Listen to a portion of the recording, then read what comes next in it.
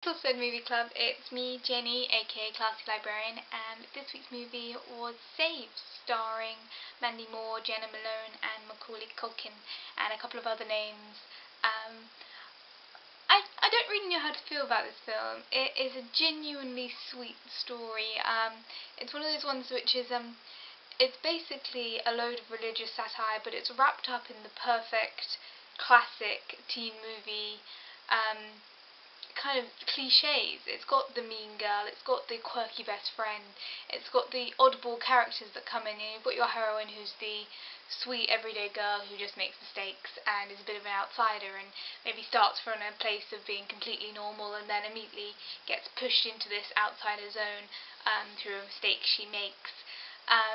And it's a really sweet story. It's genuinely heartwarming, particularly towards the end, where you really feel like all these characters, despite them having different beliefs or similar beliefs that just don't quite click, you all feel like they're kind of trying to get to a good place. There's no real villains in this story. Even the meaner characters, they are all doing it because that's the situation they're in.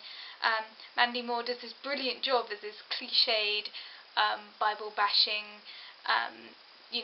no premarital, really, your classic wants to save people, really well-intentioned person who just has issues at the last moment and just can never make a break in what she's intending to do and ends up falling on her face for that. And it's a very interesting film to watch. I'm not sure whether or not I can say that I enjoyed it, because a lot of religious satire kind of irritates me, because I have great respect for people who have religious beliefs.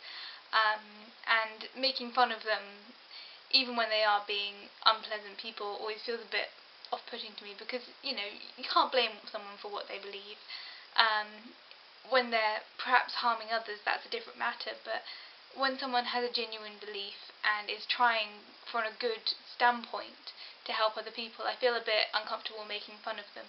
But it is a really beautiful, classic teen movie wrapped in religious satire. If you love religious satire, you will love this film. If you get a little bit put off by religious satire, probably after the first 20 minutes you're going to find that part of the plot rather dull. The teen movie stuff is classic teen movie. If you don't like teen movie stuff, you won't like this movie. If you don't like religious satire, you won't like this movie. If you like one of the two, you'll probably enjoy 50% of this movie. And if you like neither, don't watch this movie. It's not for you. The acting throughout is really, really genuine. Jenna Malone, I know her as Leah Bennett from the Pride and Prejudice version with Keira Knightley.